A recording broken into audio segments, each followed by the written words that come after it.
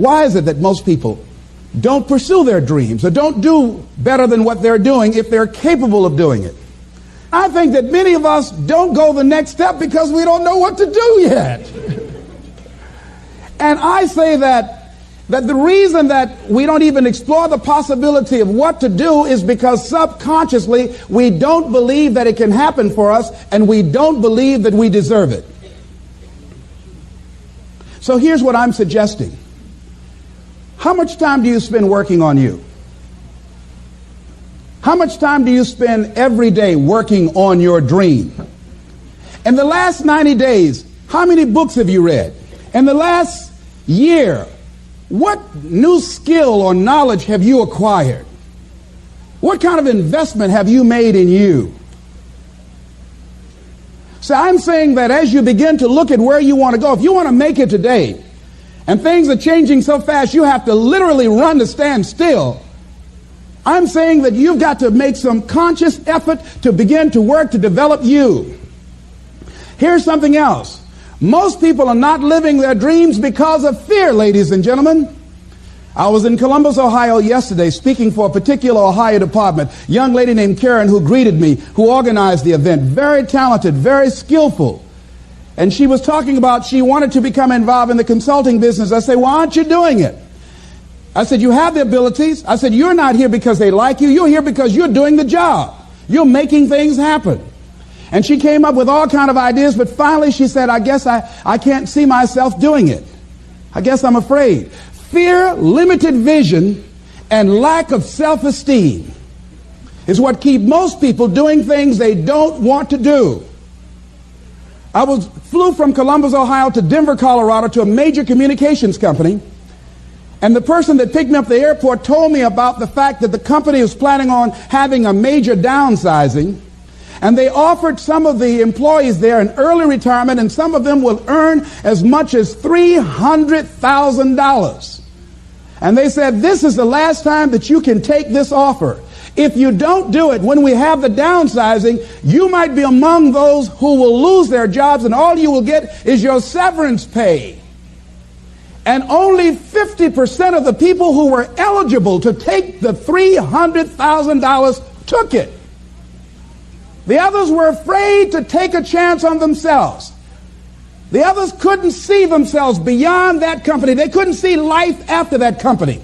The same reason that people stay in relationships where they're abused or they're unhappy or it's unfulfilling. They can't see themselves beyond that relationship. They can't see themselves enjoying life without that person. They think that this is all that they can do. The same reason that people get stuck at a certain level in life. They can't see things being better for them. And they think that this is it and this is all they deserve. This is all they've ever seen. It's been passed on to them. And they think that this is it for them. Oh, no. I was looking what Dr. Blanton, Smiley Blanton, who is a colleague of Dr. Norman Vincent Peale, what he said about fear. He said, fear is the most subtle and destructive of all human diseases. Ladies and gentlemen, fear kills dreams. Fear kills hope. Fear put people in the hospital. Fear can age you. Fear, ladies and gentlemen, can hold you back from doing something that you know within yourself that you're capable of doing, but it will paralyze you. And it seemed like you're in a hypnotic spell. And I ask you a question, what is the benefit? What's the benefit of allowing fear to hold you back? What's the benefit of giving up on yourself? Of not stepping out on life and taking life on? What is the benefit for you? What's the plus in that? It's one of the things I had to ask myself. So I didn't want to make any mistakes. I wanted everybody to like me. I wanted to be perfect the first time I did something. It's not going to happen. You're going to make some mistakes. You're going to hurt some folks' feelings. You're going to create some enemies whenever you decide that you want to begin to take life on. You've got to ask yourself, how long am I going to allow this to hold me back? I like what Zig Ziglar says. He said, fear is false evidence appearing real. That is an illusion that we create in our mind. It is a state of mind that can be changed. So let's look at how we can begin to take some steps to restructure that fear, to begin to expand our visions of ourselves, to begin to increase our self-esteem. Webster said that self-esteem means confidence and satisfaction in oneself. Look at your life right now. Whatever you've done up to this point in time, your life is working. Whatever you have produced, it came out of you as a result of the kind of person that you have become. It's a result of your choices. It's a result of your consciousness. Now you have to ask yourself, are you satisfied with what you have produced? Is this what you want? Would you like for things to be better than this? Do you believe that you deserve better than this? Or are you content? This is it. You don't have to do anything else. That you already resign yourself in life and say, well, I'm happy. Are you allowing yourself to get off the hook like that? Or do you believe somewhere in the back of your mind or in your heart that there's some other great work for you to do? There's something else that life has for you. And that's why you're here. How do we handle this fear factor? How do we increase our self-esteem? You have to begin to fortify yourself. How do we do that? I believe that you have to begin to consciously monitor your inner conversation and start talking to yourself. Start building yourself up. Sometimes the only good things you will hear about you are the things that you say to you. So I'm saying learn to be your own booster. Start building yourself up. Start encouraging yourself. Start saying, I can do this. I can make this happen. When I started thinking about becoming a speaker, I said, yes, I can do this. I can make this happen. When I start trying to convince myself I can be a businessman after flopping and failing and losing thousands of dollars and feeling stupid and dumb and having people take advantage of me because of what I didn't know, I had to talk to myself because people were saying to me that I was dumb. And somewhere in the back of my mind, I was saying, you're right. Look at what I've done. I had to say, no, Les. Hey, come on, man, get yourself together. You can handle this. You just haven't figured it out yet. It's all right. This is your training period. This is the tuition you have to pay for what you don't know. You can do this. Other people have done it. It doesn't take an Einstein. Get you some people that can teach you some stuff that you don't know. Get you some people that have done it successfully and learn from them. Take some seminars, workshops, read some books on how to manage a business. Change the way you see yourself and begin to tend to the personal details. Understand that nobody's going to take care of your business better than you. And when I start changing that kind of mindset of beating myself up because of my mistakes and start looking at the possibility of my doing better, of my making the adjustment that would enable me to do what I want to do successfully, things begin to change. And I'm saying, stop beating up on yourself. You do it. I know you do it. I've done it. It's a natural inclination for us to put ourselves down. See, we are born negative, I think, in a negative consciousness because we live in a negative world. See, you don't have to teach children to lie. They'll lie automatically. Did you wet in your pants? No, I did not. Well, what is that? I don't know. You don't have to encourage kids to misbehave. They will do it by themselves. You don't have to encourage them to do the wrong thing. They will do it automatically. You have to correct their behavior. So I'm saying that we have to work through the challenges of life in learning how to begin to work to fortify ourselves.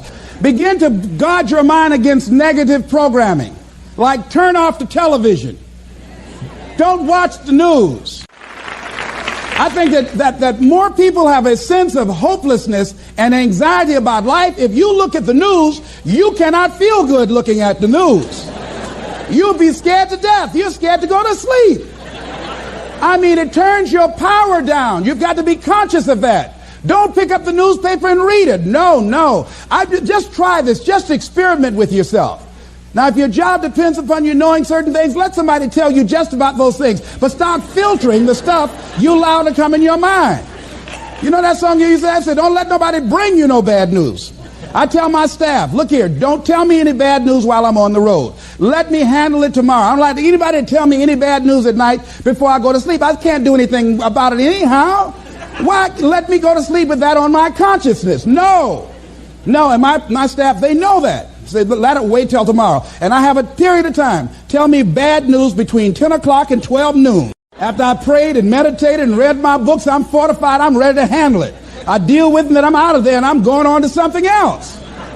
So you've got to guard the kinds of things that you put in your mind. See, if you don't program your mind will be programmed, because human beings are goal-oriented. That's why we die of broken hearts early. That's why we're running through life to early graves. We're going through life, ladies and gentlemen. And I think that Henry David Thoreau said that most men live in quiet desperation. Most of us go through life running scared. Larry DeAngie, who I think is going to be one of the greatest motivational speakers around today, told me a true story of a friend of his, that every day when he came home from school, when he would get to a certain block in his neighborhood, there was a neighborhood dog that would chase him. And that dog would start after him barking. Boy, he would run, just running from that dog every day. Finally, he just got tired of that dog chasing him every day. He said, this dog come around here today, I'm going to take a brick or something and bust him in the head. So he was walking home that day, minding his own business. Sure enough, same area, there was that dog there. And the dog started barking, he started running, he saw a brick and he stopped and picked up the brick and turned around, and the dog got close to him. He realized the dog didn't have any teeth. He said he put the brick down and said, get on out my way. And ladies and gentlemen, all our lives, many of us go through life running from things that ain't got no teeth to do us any harm.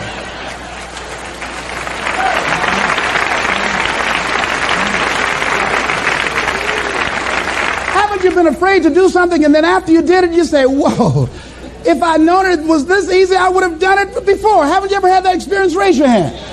Absolutely. So we created this in our minds, false evidence appearing real. We made it real in our minds. That's why Churchill said there's nothing to fear but fear itself.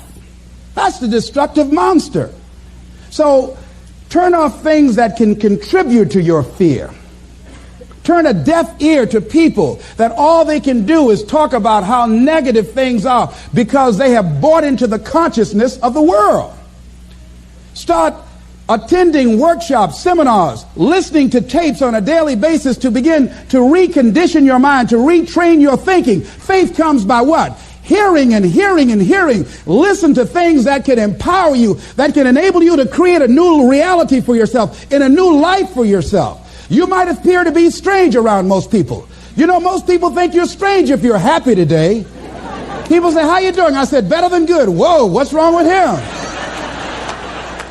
Just go around smiling and watch people. Look at this. This is a weird guy over here.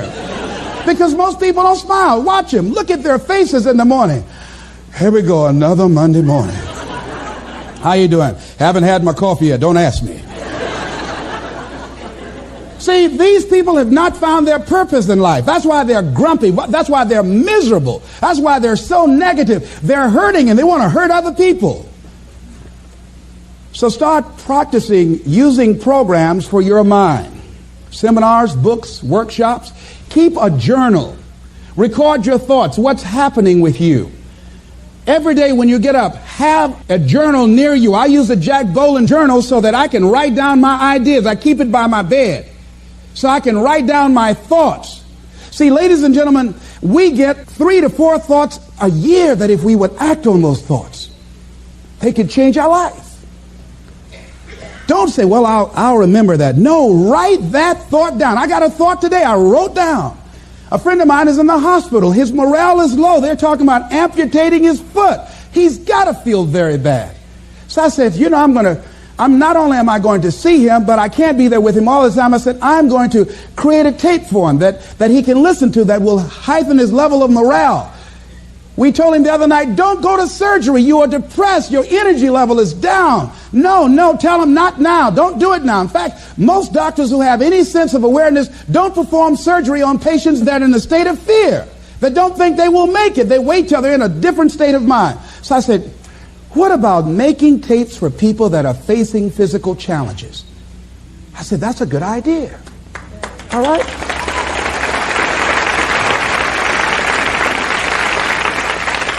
See, there are ideas that can come to you out of things that appear to be negative. I have a friend out of Chicago, just met him. He's 23 years old. And this guy, he went financially bankrupt 2 years ago, ruined his credit. Guess what he decided to do? He found a blessing in it. He wanted to restore his credit. It was very challenging, very difficult. And he realized that a lot of other people during these particular times had ruined their credit. So now he started a credit repair business. Last year he earned over $100,000 helping people to restore their credit. I met a young lady who attends this church, that she was at her father's funeral and she was putting flowers on her father's grave, and she looked around and saw the other grave sites. They did not look well groomed and they were not attended to on a regular basis.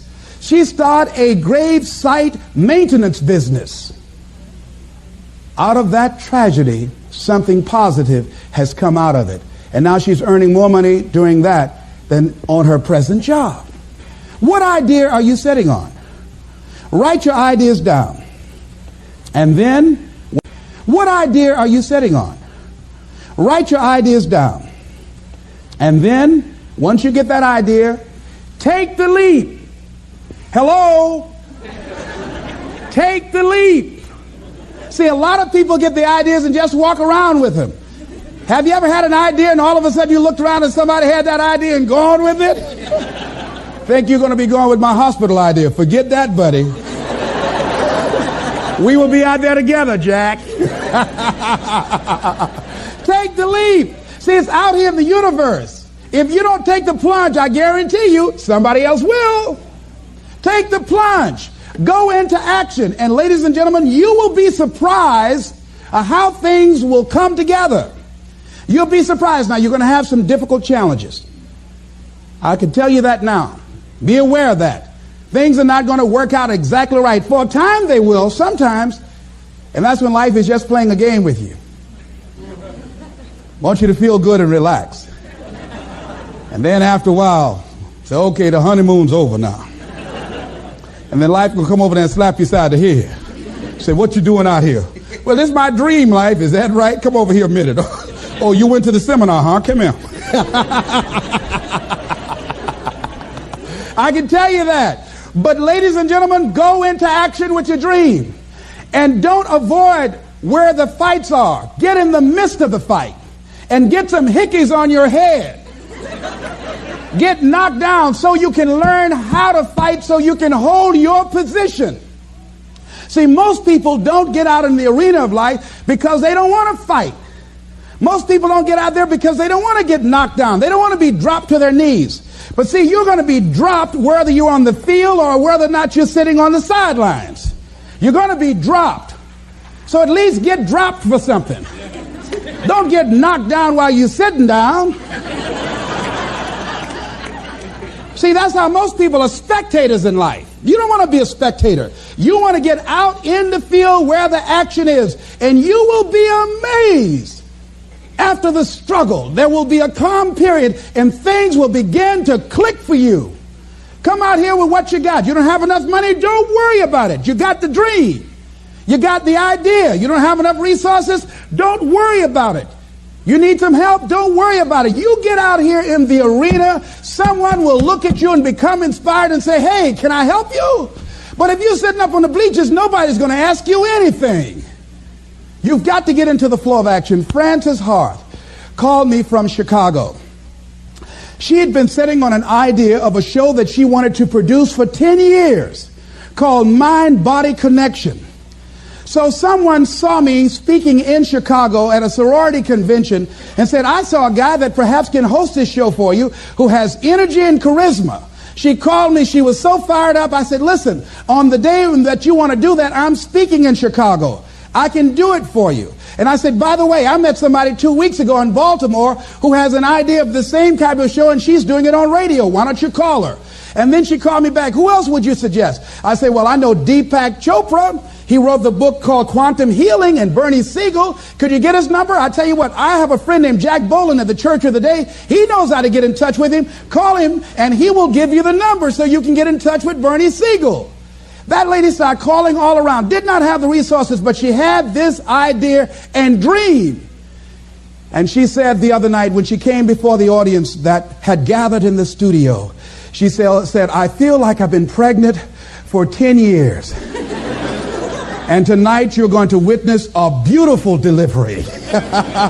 And it was.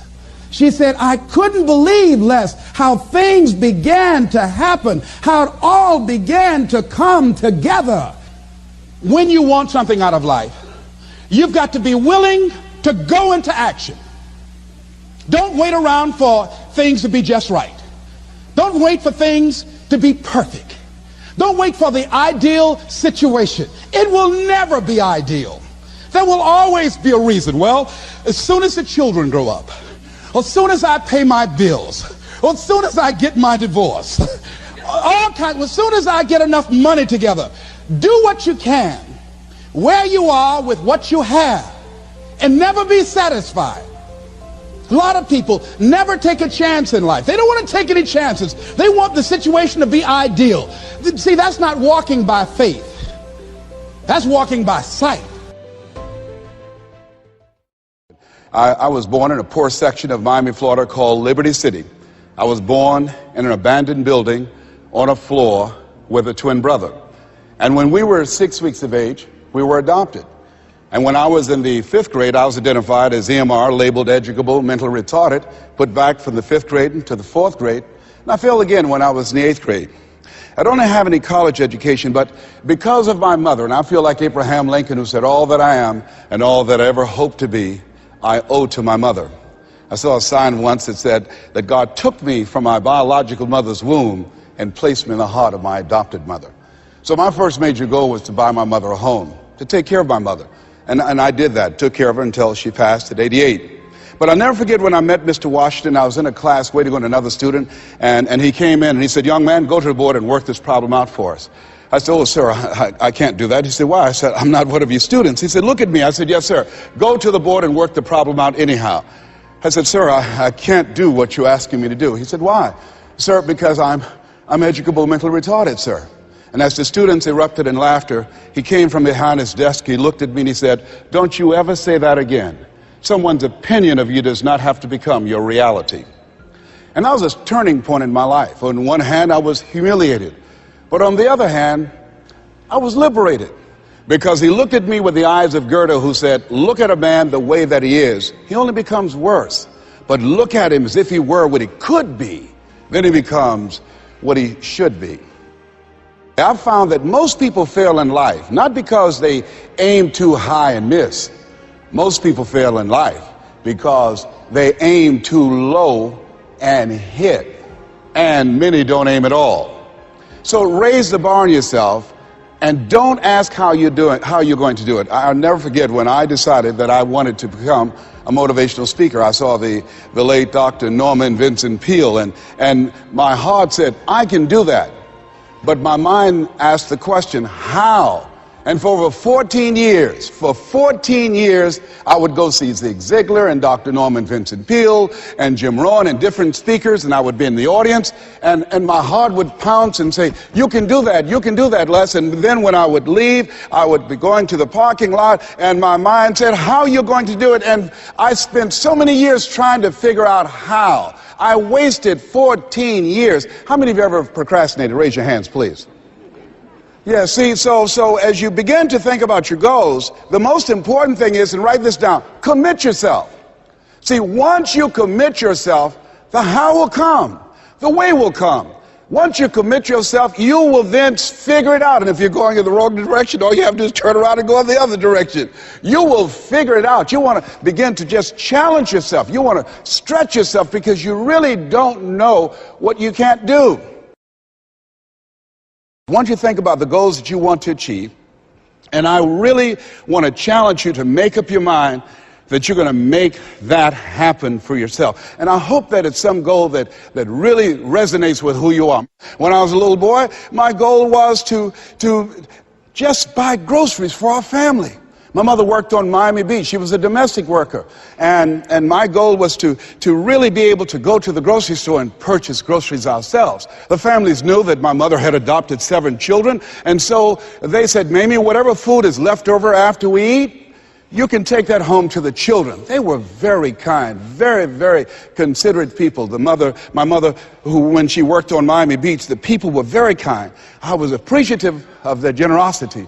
But as a little boy, I said, Mama, one day, when I become a big boy, I'm going to be able to buy groceries for us. My goal as a little boy was to buy clothes for my brothers and sisters. We wore the hand-me-down clothes of the children that Mama babysat for when she went over in Miami Beach. And if the clothes were too small, she would let them out. And if they were too large, Mama could sew and take them up. And I'll never forget David Sidursky. His father was very wealthy. Mama worked for him, but David was my buddy. And so his father gave him 2 gifts for his birthday. Gave him a brand new boat, but he also gave him some motivational tapes. Earl Nightingale, I'll never forget. So he said, David, man, let me tell you something. When I die, you're going to get everything. I want you to listen to these tapes. And when his father left the room, David threw those tapes in the wastebasket. I said, David, could I have those tapes? He said, yes. I said, man, your father said, if you listen to these, you can get more and do more than what he's done. He said, hey, look, I'm going to get everything anyhow. Go ahead, take them. Write this down. It's not what you leave for your children, it's what you leave in them. You have something special. You have greatness within you. And the only reason you're here, you are my assignment. You can feel me. Some of you feel me right here in your heart of hearts. And my goal is to get past your mind and into your heart. So it's necessary that you have the mindset that I can do this. You've got to begin to believe and to fortify that belief and feed that belief by listening to tapes, going to seminars and workshops, by challenging yourself, by stretching yourself. It was Osborne who said, unless you attempt to do something beyond that which you've already mastered, you will never grow. And as you begin to challenge yourself, you'll discover some things about yourself that you don't know right now. The other thing is you begin to look at yourself, look at your dreams, and begin to experiment and stepping into your greatness. One of the things that's very important, whatever goals and dreams that you have, make your move before you're ready. Price Pritchard, who's a great motivator and trainer, said, make your move before you're ready. We're instructed in life to walk by faith and not by sight. See, you want to really begin to stretch yourself. You want to become a risk taker. You want to raise the bar on yourself. Most people won't do that. See, most people engage in low-life living, low-risk living. Viscott said, if you're not willing to risk, you cannot grow. And if you cannot grow, you cannot become your best. And if you cannot become your best, you can't be happy. And if you can't be happy, then what else is there? I like what Helen Keller said, life is short and unpredictable. Eat the dessert first. And so you want to begin to take some chances. You want to begin to challenge yourself and make it okay to fail and learn from your failures. Don't allow fear of failure and the allure, the attractiveness of playing it safe in life to draw you in. You can't get out of life alive. You've got to die to leave here. Other thing is you look at yourself and look at your dreams. Detoxify your life. Write that down. See, I think that most people never achieve their true goals in life because they're surrounded with too many toxic, negative, energy-draining people. You've got to look at the people in your life and ask yourself the question, what is this relationship doing to me? How is it impacting my life? Am I a better person? Sidney Poitier wrote a book called The Measure of a Man. In there he said, when you go for a walk with someone, something happens unconsciously. It's not spoken. Either you adjust to their pace or they adjust to your pace. Whose pace have you adjusted to? See, you want to surround yourself. My daughter, Ona Brown, who's a speaker and coach, she says, call forth your team, but make sure these are people that you can learn from. It's possible you can live your dream. It's necessary that you have the mindset that I'm going to do this. But you've got to take ownership. You've got to decide, hey, I'm going to do this. You've got to take responsibility for your life. George Bernard Shaw said the people that make it in this life, they look around for the circumstances that they want, and if they can't find them, they create them. You've got to decide, it's me. You've got to say, and say this with conviction, I expect to win. I think it's important that we say that. You know, if you ask most people, do you want to become successful? They will say yes. Took my oldest son for a walk, my namesake. You know, we always expect our children to do far more than what we do. Said, Calvin, he wants his own identity. He's Leslie Calvin Brown Jr. I stopped him, looked him in the eyes and said, do you want to be successful, son? He said, yes, sir, Dad. Very good. Let's walk, son. Walk further. Stopped him again. I said, Calvin, look me in the eyes, son. Yes, sir, Dad. Do you expect to be successful, son? And he stood there and he looked at me and his eyes got glassy. And he said, let's walk. And the reason that he said, let's walk, because my son is very bright. Of all my children, he's perhaps the smartest one. But Calvin now, over 30, Calvin now, a single parent of 2 daughters, good father. Calvin, now at this stage of his life, he's behind on his dreams. A lot of talent, a lot of abilities. Very conservative. One of those people, great mind, but he just hasn't developed that, things that we want our kids to have, that, I want it. Calvin, you got to kick it up a notch, son. You never thought you'd be in your 30s. You got to kick it up a notch. You got to increase your energy in order to live your dreams. You can't be casual about your dreams. Bill Bailey said, if you're casual about your dream, you'll end up a casualty. Shake someone's hand on your right and left and say, kick it up a notch. Yes. You got to kick it up a notch. What is it you bring? And whatever you bring, you've got to kick it up a notch. What is your signature as you look at where you want to go and what it is you want to do? As you look at your product or your services, repeat out to me, please, provide more service than you get paid for. Yeah, see, that becomes your signature. When you look at your goals and look at where you want to go, at your products, at your services, at your industry, you want to set some high standards for yourself. I like what Henry David Thoreau said, do not go where the path may lead, but go where there's no path and leave a trail. How is it that your industry will be done differently 5 years from now, 10 years from now? What is your reputation in your industry? When you come into a room and you leave, what's the scuttlebutt about you? Do people say, hey, that's a go-to person. That's a person, if you ask them to do that job, you're talking about the job being done. It will be done extremely well. Are you known for that person that stand out with what you do? That stand out with your quality of service, with your standards, always looking for ways to better your best? Are you one of those people that believe, well, if it ain't broke, don't fix it? Japanese believe if it ain't perfect, keep working on it. Are you willing to keep working on it? Are you willing to realize that you have not done your best stuff yet, that you can better your best? You've got to take responsibility for that. And now let's go to the next level. Not only is it possible that you can live your dream, is it necessary that you call forth your team and surround yourself with people that you can learn from and grow from, that you must work on yourself and monitor yourself and train yourself, that you've got to begin to take total responsibility for the outcomes that you want to produce in your life. But let us say together with power and conviction, it's hard. Ladies and gentlemen, living a dream, changing your life, is hard. It's hard when you lose all your money, when you've given it the best that you have, when you have some major setback. It's hard. When a doctor looked at me and said the 3 horrible words no one wants to hear, you have cancer.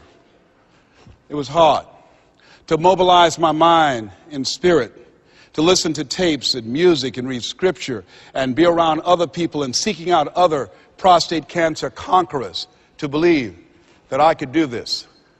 It was hard. Never forget, my son said, Daddy, are you going to die? Why are you asking me that? You're not going out much. You're not the bubbly personality that I know you to be. You're not talking much. You're spending a lot of time in the room by yourself, Dad. Are you going to surrender? Are you giving up? Are you going to let that doctor's opinion become your reality? Will my daddy see me graduate? Yes, son, yes. I'm going to fight. No, I don't think it's my time yet. I'm going to see you graduate, but more than that, I've got some other things that I'm going to do with my life. And I thank you for asking me that. But I must tell you that I'm scared. I'm scared. And I've never been in this situation before. It's been easy for me to talk to people and encourage people when they've had challenges in their lives. But it's me. And I don't feel less than a man in admitting this to you. Yes, I'm scared. And I need some help. Repeat after me, please. Ask for help. Not because you're weak, but because you want to remain strong. And ask for help, and don't stop until you get it. Yes, see, life is hard, and there are some moments in life when you're going to need some help. You're going to need somebody to speak to you. You're going to need somebody to say something to you. I have a friend of mine, Willie Jolly, who's a motivational speaker. He said, a setback is a setup for a comeback. I had to listen to Willie's tapes. I have another friend, Kevin Brace, who's a speaker. He said, Les, come on, man, you can do this. You can make this happen. You can hit a home run. It's a done deal. You are Les Brown. That cancer's got to get out of your body. I said, talk to me, Kevin, talk to me. That's what I need to hear. I needed to hear those words. I don't care who you are. Many people won't allow themselves to ask for help because of pride. Pride cometh before a fall. Because of ego. Ego means edging God out. No, ask for help. Not because you're weak, but because you want to remain strong. And ask for help and don't stop until you get it. I'm here because a lot of people helped me. I'm here because a lot of people believed in me at a time when I was struggling to believe in myself. The other thing is, let us say together, it's worth it. Yeah, see, I think, and write this down, you got to find 5 reasons that will make it worth it for you. 5 reasons. What will make it worth it for you? Mine was, I want to take care of my mother. Mine was, I want to do something with my life. What will make it worth it for you? Mine is, I want to leave a legacy. Mine is, I refuse to die an unlived life. What will make it worth it for you? Repeat after me, please. You got to be hungry. No one could have convinced me that I would be doing what I'm doing right now. You know, the easiest thing I do every year is go into a sales organization and dramatically increase their sales, or go into a prison and enable prisoners to see themselves differently and teach them the methods and techniques of how to plug into the system, or motivate young people to begin to see how they can have a vision of themselves in the future and fit. That's the easiest thing I do, or train a speaker to help them to leverage their experience as a speaker and say, look, speaking is a projection of who you are, not who you think you ought to be, and come with power from a platform. That's the easiest thing I've ever done. Let me share with you the most difficult thing I've ever done. The most difficult thing I've ever done was to believe that I can do what I'm now doing.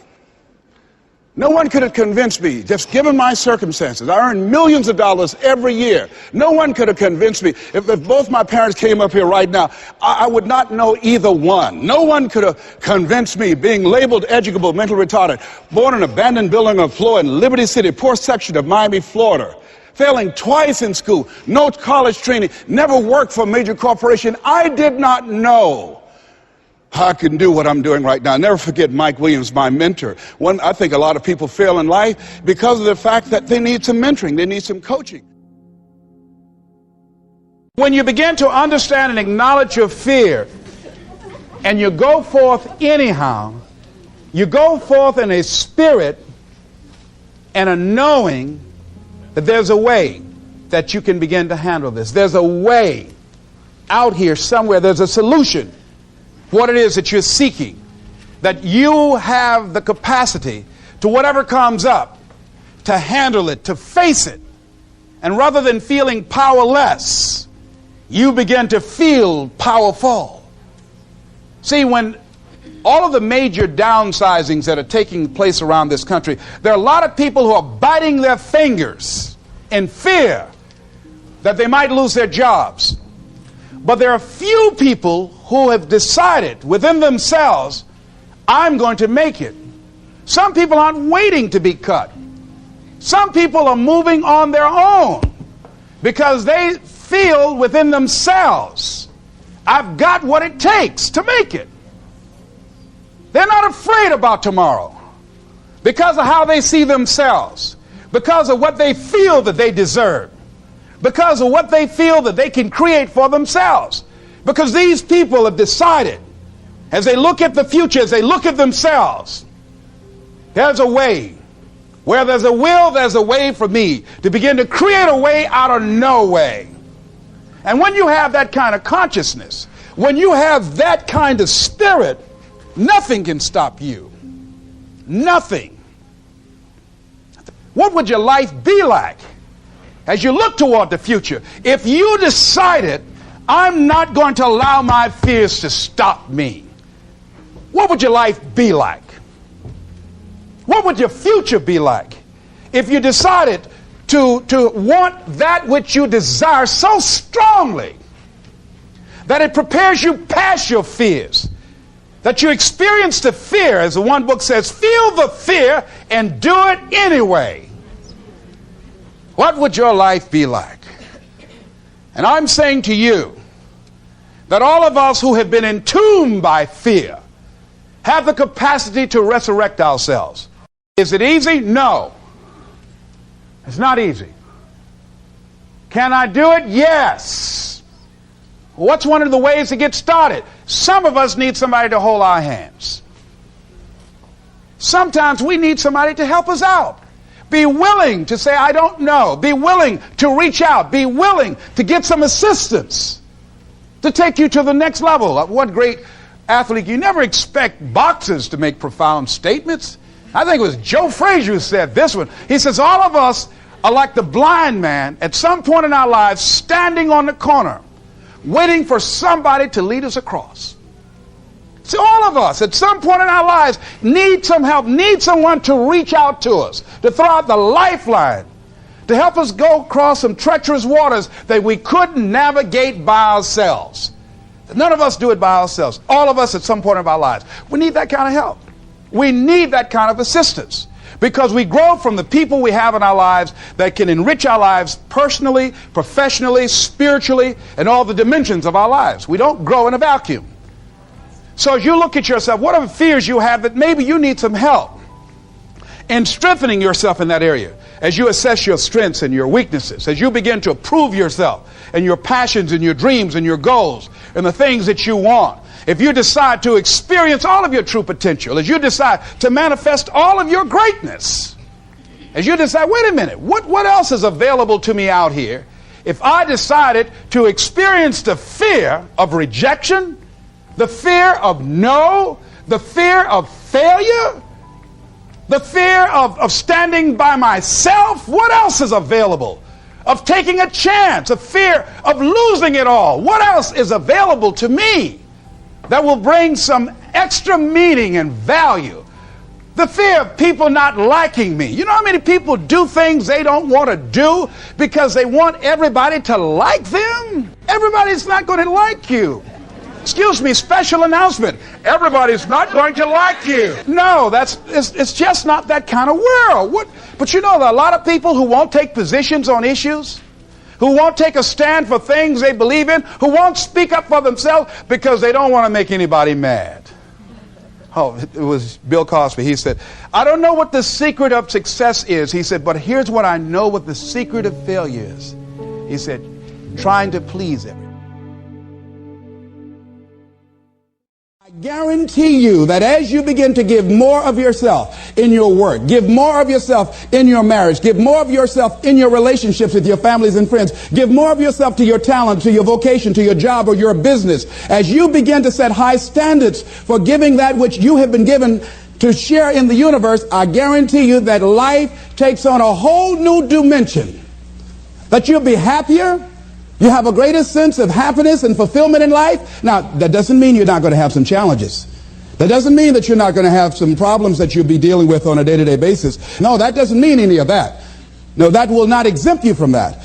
But what it does mean that now you will begin to take off on some new paths to some newer horizons. That you'll begin to see life totally different than most people. I think that's what Henry David Thoreau meant when he said most men live in quiet desperation.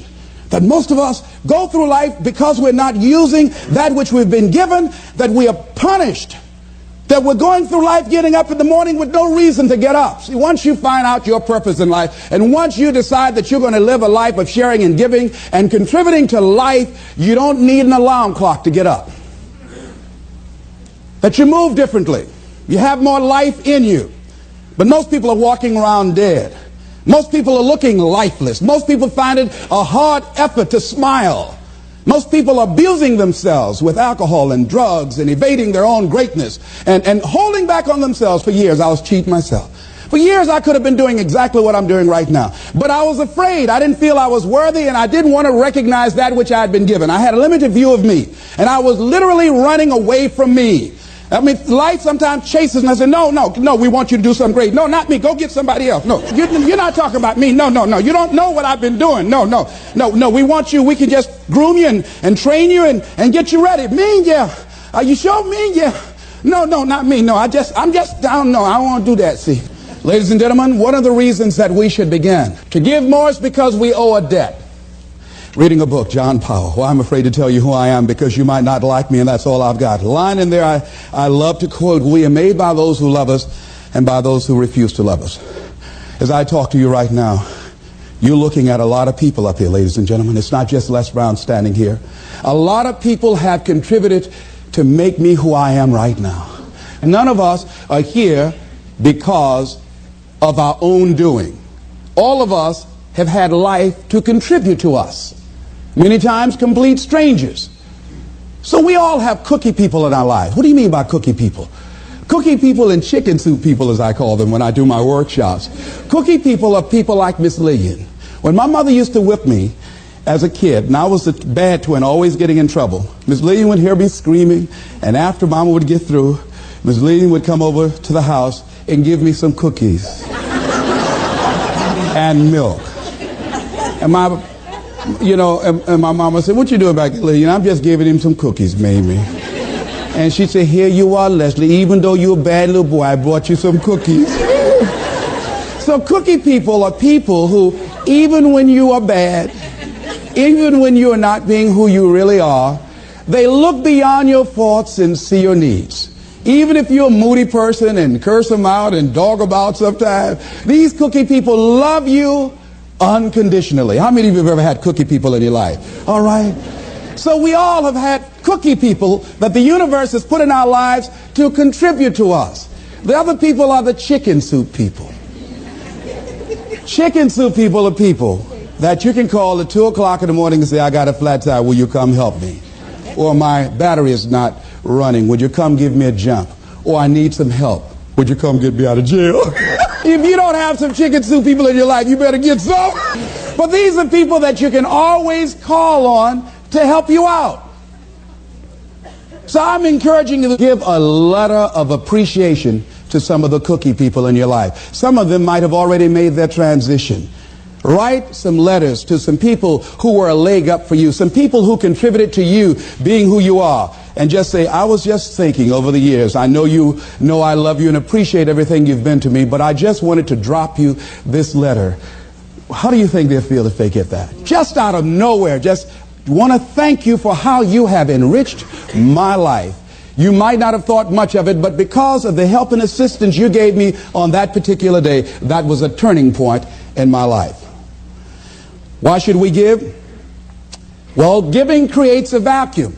And as we know, nature abhors a vacuum. See, when you give, you create a vacuum, you are now in a position to receive. See, if I have my arms closed holding on to everything I've got, nothing is available to come in. But if I'm open, if I created a vacuum there by giving and keeping the flow going, the stuff in the universe is going to come back to me, ladies and gentlemen. It's going to come back. Whatever you give. Whenever I go into a room and give a speech to inspire people, to help them to develop their greatness, if you get 10% of what I get, because as Bach says, we teach that which we need most. I'm not wearing any crown. I need it as much as I'm sharing it. I'm still growing. I'm still unfolding. I'm still seeking to discover my greatness. And if you get 10% of what I get when I walk out of here, see, there will be a different man walking out of here than who came in here. And as I give, and the more I give to you, the more I get. Most people don't understand that. That's a law of life. Do you know that we can literally eliminate poverty overnight? We can eliminate hunger and homelessness overnight if people understood the concept of what giving means and the power in it, about the difference that it can make in our lives. I guarantee, if you go to any rundown neighborhood and interview the people there, evaluate their lifestyles and what they're doing and what they're contributing to life, and then go in a wealthy neighborhood and talk to those people and evaluate them and check out what they're doing with their energy and their time and what they're contributing to life. Here's what you're going to discover, what Earl Nightingale said. He said, our success in life is directly related to the quantity and the quality of the service that we give. I guarantee you that you will find that people who have more, people that are living the abundant life, are the contributors to life, ladies and gentlemen. They are the people that are giving more. And the people who are operating out of scarcity and poverty consciousness, these are the people that are down and out. These are the people that are complaining. These are the people that are blaming the world and everybody for where they are. But if they took that same energy and begin to invest and give something back to life. I was in New Jersey, and I had to give a political presentation to a group there that were trying to organize a community to begin to revitalize that particular community. And the guy was telling me very proudly as we were walking through a housing project, he said, the city is about to give $55 million to renovate these housing projects. I said, what a waste. He said, why would you say that? I said, let me ask you something.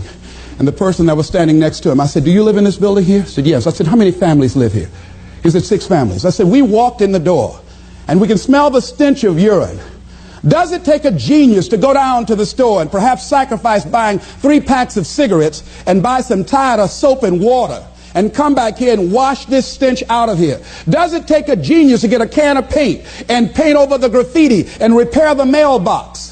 Does it take a genius for that? I say to you, you pour the money in these housing projects and you don't change the people that are living in the projects before you are completed, they'll be right back to where they were before. If it is to stand, and I'm not saying that there aren't situations where people need some help and assistance, but people must be allowed to contribute. Here's something else you're going to discover in giving. Something that's very important. Give thanks. Giving thanks creates power. Give thanks for your house. Give thanks for your apartment, for your car, for your family, for your health, for your relationships, for what you have. When we focus on something, it expands. When you're giving thanks, when you're showing a spirit of gratitude for what I got, not that you're satisfied with it, but you're grateful for what you got. Whatever you focus on, that's what you're going to continue to multiply and expand in your life. But if you focus on what you don't have, if all you can do is point out the negative things in your life, whatever you focus on, you're going to expand that. Some people, all they can do is complain.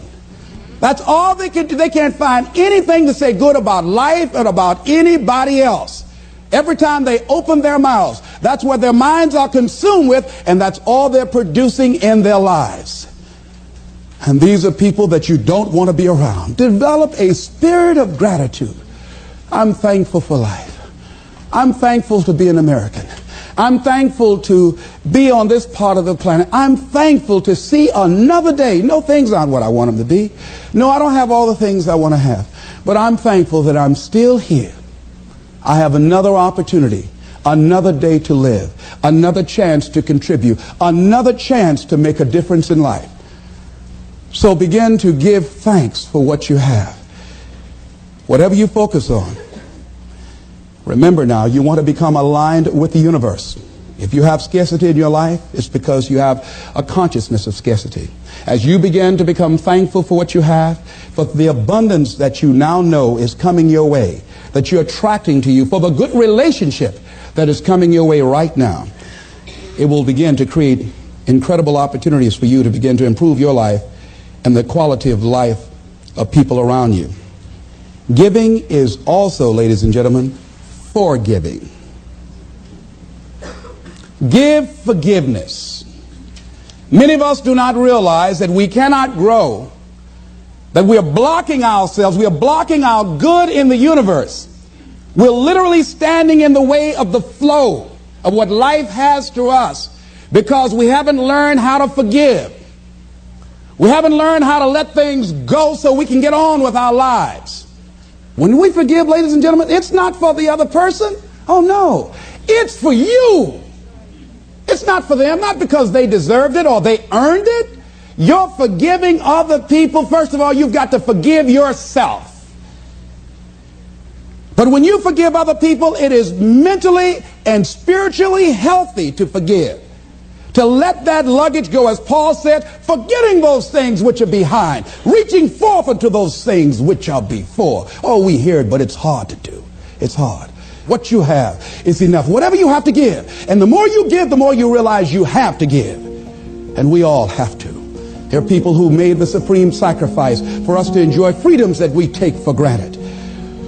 Oh, none of us can feel that we have nothing to give back.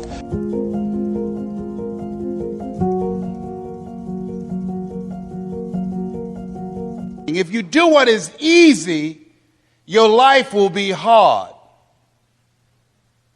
But if you do what is hard, your life will be easy. If you do what is easy, complain about your situation, your circumstances. If you do what is easy, stand around and be a volunteer victim like everybody else. If you do what is easy, surrender and give up on your dreams, become depressed and bitter and angry. Anybody can do that. If you do what is easy, your life will be hard. But if you do what is hard, keep coming back again and again and again. If you do what is hard, approaching strangers, talking to people in shopping malls, get up dressed every day, going out prospecting, knowing some way, somehow, with a spirit of expectation, somebody's out here looking for an opportunity. You can go outside right now and see some pigeons, but you're out hunting for eagles, and they're not common. And if you do that over and over and over again, somebody's going to show up. Somebody's going to say, I'm the one. Remembering what Dr. Robert Anthony said about results. When you keep your commitments, you're able to produce some different kinds of results in your life. So how can we keep our commitments? And do we keep all commitments? No, we don't. You will not be at 100%. However, you will have a greater percentage rate of maintaining your commitments to yourself, whatever those things might be. If it's going into business, if it's changing a habit that you know that works against you, if it's overcoming self-destructive behavior, if it's retraining your thinking, if it's reinventing yourself, if it's trying to begin to design your relationship differently, all of us have the possibility, by focusing and really harnessing our attention and concentrating on it, we really have available to us the power to honor our commitments in those particular areas. So number one, make it priority. See, you only make things happen. Your life only counts. You only make a difference when you are committed. When you make a commitment with your life. That's the people that make a commitment with their lives. The people that make a commitment to their customers. The people that make a commitment to their families, to their relationships, are the people that make the greatest impact in life. What is commitment? Commitment is the salesman who says, look here, I'm going to make $1,000 today and I'm not going home. You can turn the lights out. The janitors could be here running the vacuum cleaner. I'm not leaving here till I do it. I used to be a door-to-door salesman. I had X number of TVs. I had a minimum amount that I knew I had to sell every day in order to provide for my mother, who was ill at the time, who had lost her job at the M&M cafeteria because of arthritis. And I said, I'm going to go door to door, and sometimes I would not come home until 1 o'clock at night, knocking on people's door, people closing. What do you want? Would you like to buy a nice working month's television set, no money down? No. What about an Emerson TV? No. Thank you very much. Do you know anybody else that would be interested? No. Thank you very kindly. Knock on another. Hello. Would you like to buy a nice working television set, no money down? No, get away from our door. Thank you very kindly. Do you know anybody else would be? Yeah, my cousin, he lives 2 doors down. Thank you very kindly. I tell him you sent me. When I heard your cousin told me that you wanted to buy a television set, told me to come here and talk to you, we got a special discount for you. Yes, come in, I'm interested. I would just keep right on. I would not go home until I did it. It's an interesting thing, ladies and gentlemen, that when we put ourselves in a situation where we say we're going to do it, it puts you in another zone where the universe responds to you. When you have that kind of consciousness, see, the universe responds to the man or woman that refuses to be denied, because that is your commitment. That business that you want, that book you want to write, that dream that you have of controlling your destiny, that is yours. That power to create that and to manifest that is yours. That's available to you. But you've got to be willing to stand there and face disappointment, not have support, be lonely, doubt yourself sometimes, be rejected again and again and again, become bankrupt if necessary, again and again and again, and refuse to turn around until life gives it up.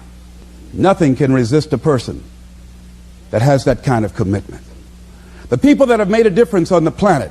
When a John F. Kennedy said, we will go to the moon in the next decade, he spoke it. That was a commitment, and people shared that vision. People bought into that. We've had all kinds of examples in history where people have made declarations, who have committed their lives to bring about a difference. There are people who are taking a stand today against hunger. I guarantee you it will be a part of our past at some point in time. Someone took a stand against polio. It no longer plagues us as it once did, because someone said, it is my commitment to eradicate it from the face of the earth. Someone made the commitment. The reason that we're here and enjoying the democracy that we have, someone made a commitment that whatever is required, if it means that I die. I remember Paul Robeson, here I stand, for I can do no other.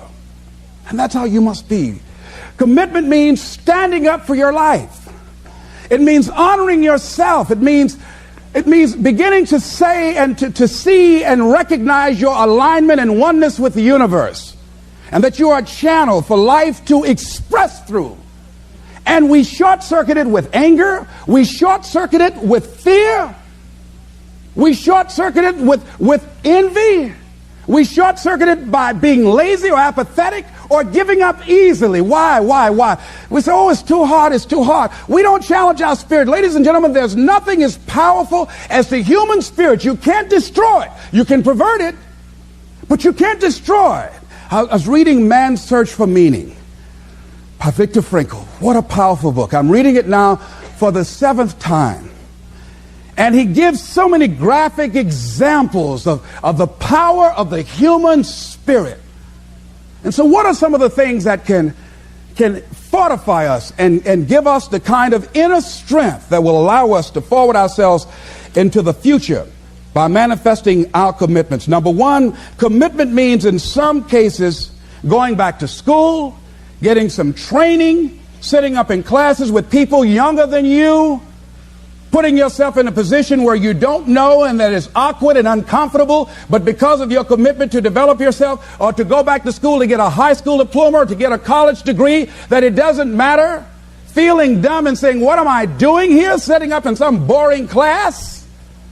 Commitment could mean a lot of things. It could mean that you begin to go back. You got to back up sometimes.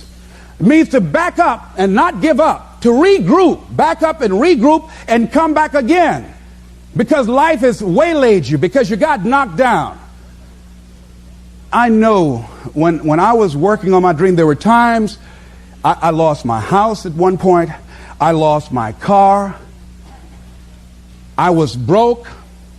My credit was bad. I was sleeping at different friends' houses on their couch or on the floor. There were times, months, that I slept on the floor of my office and got up early and dressed before my staff got there to give them the impression that I got there early before they did. And we all pretend not to know what we knew, that the boss was staying in the office. So we never talked about it. But I refused to give up on my dream. And what happens? They say, in the prosperous years, you put it in your pocket. In the lean years, you put it in your heart. It makes me appreciate it even more. Even more. I wouldn't trade it. I wouldn't trade it for anything. The disappointment, the pain that I've gone through by keeping the commitment. Keeping the commitments that you have might mean taking a stand that's unpopular. Something was said one time. When you take a position, it says, cowardice asks the question, is it safe? Politics asks the question, is it popular? But conscience or commitment asks the question, is it right? And see, most people rather operate from the first two. Is it safe for me to take this position? I remember when I was a state legislator, I saw guys and women who believed in legislation very strongly, but because the Speaker of the House said, we won't go with that, they backed down. And they felt bad about it. They wouldn't take the position because they didn't want the Speaker of the House to be angry at them. They wanted to be all right with all of the rest of our colleagues. See, it takes a great deal of strong courage and commitment on your part to step out a line. Henry David Thoreau says, if a man doesn't keep pace with his companions, perhaps he's listening to the beat of a different drummer. Let him dance to the music that he hears, however measured or far apart. When you are committed, you're dancing to the beat of a different drummer. Don't expect people to understand you. Don't expect it to make sense to anybody why you've got to do this. Why you have got to go. Why you leave. This is a good job. I'm going. They pay you well. I'm going. You just a few years from retirement. I'm going. Why? I don't understand. You don't have to. I'm going for me. Because I've made a different kind of commitment with my life. This is something I have got to do.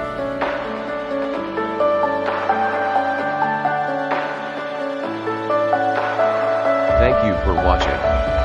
Drop a like, leave a comment, and don't forget to subscribe.